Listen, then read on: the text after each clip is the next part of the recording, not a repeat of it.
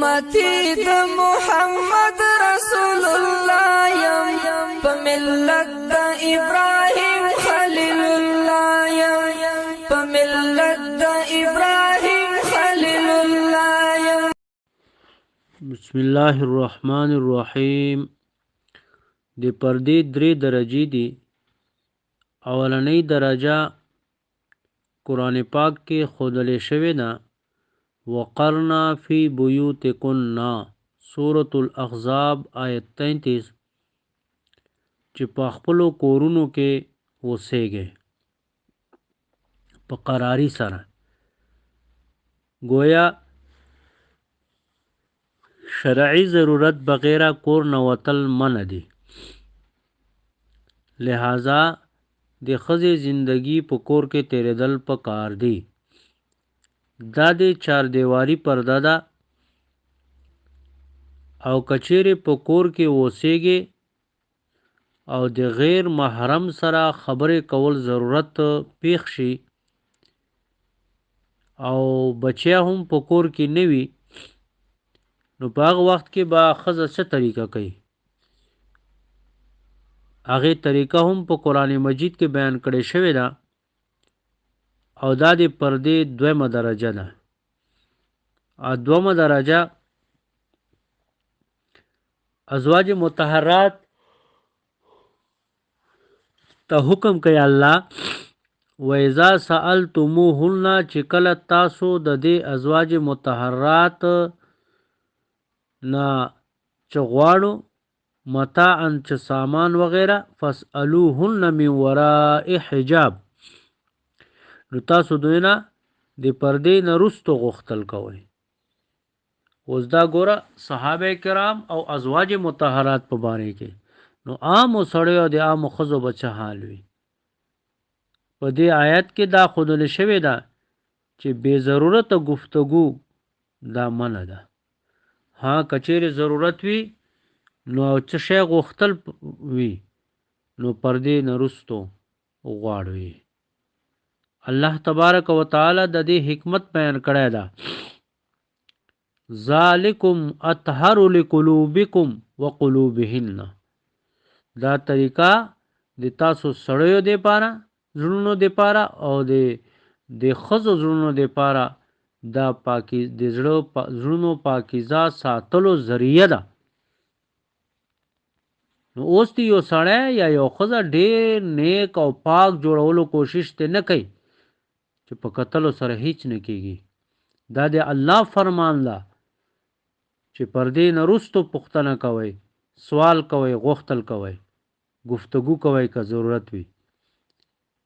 او دا به ځکه کوئ چې تاسو زړونو پاکی ذریعه هم دا ده. نو دلته سړي مخاطبین صحابه کرام دي او بل طرف ته د نبی ازواج مطهرات دي. نو عام خلکو ته داسې چوټ ورکول چې ښځه او سړی دی چې کوم دا خبرې کوي بغیر د پردې نه یو بل ته دی ګوري. درېمه درجه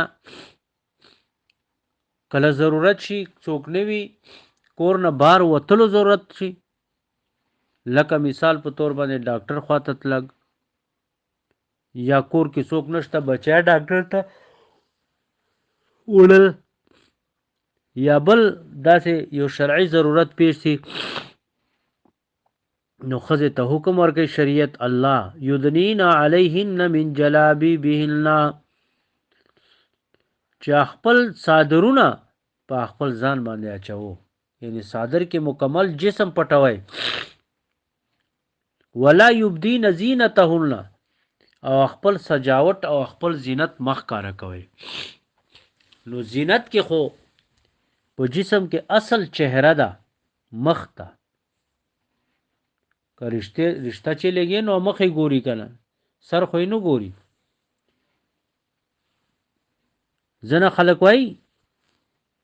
په مخ پټولو باندې څه کېږي، پرده خو په سترګو کې وي. هغې نه پوښتنه پکار ده چې زینت چې په چهره او په مخ کې نشته نو بل چېرته وي. کوم خلک چې رشته غواړي نو هغه مخ ګوري که سر ګوري، او که چهره سره چې فرق نه پرېږدي نو مخ تور کوي. او به چې کوم دا ورته یو ګوره دا چې کوم خوخه مو ده کنه فیصله خو په چهره او په مخ باندې کیږي رشتو کې هم د دې لپاره شریعت حکم کړی دا چې ښځه د خپل زینت او خپل خپلواله بهر پټي چې غیر محرم نظر نه پواچيږي او نه د ګناه لار اواره شي نن سبا که یو سړی بد کردار جوړیږي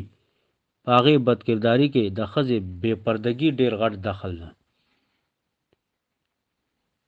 دین اسلام حسن دادا چې سړی توای چې تاسو سترګې ټیټه ساتئ او ښځې توای چې خپل زینت او خپل خپلواله پټوي ځکه چې سترګې وګوري نو زړه وغواړي او چې زړه وغواړي نو شرمګاه د هغې تصدیق کوي مصیبت کې پساو کېږي دلته یو خاص خبره په ذهن کې ساتل پکار دي چې قریبي رشتہ داران کله کور ته ځي راځي نو په دې وخت کې څنګه خلک وایي چې رشتہ داری هم به حالول پکار دي یعنی ملاویدل کاغه نه پرده ضروری هم وي لیکن دا خبره غلطه ده کمال دا ده چې رشتہ داری هم بالا وساتي او پرده هم وکي سمجھدار ښځه هغه ده چې په پردې کې وي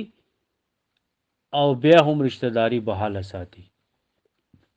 اصل دې لپاره ضروری همت ده چې همت وکي چې زه به دین خپلوم د دین احکاماتو باندې به عمل کوم نو دا ټول سيزونه به کېږي او پرده به هم وي دا ټول سيزونه به وي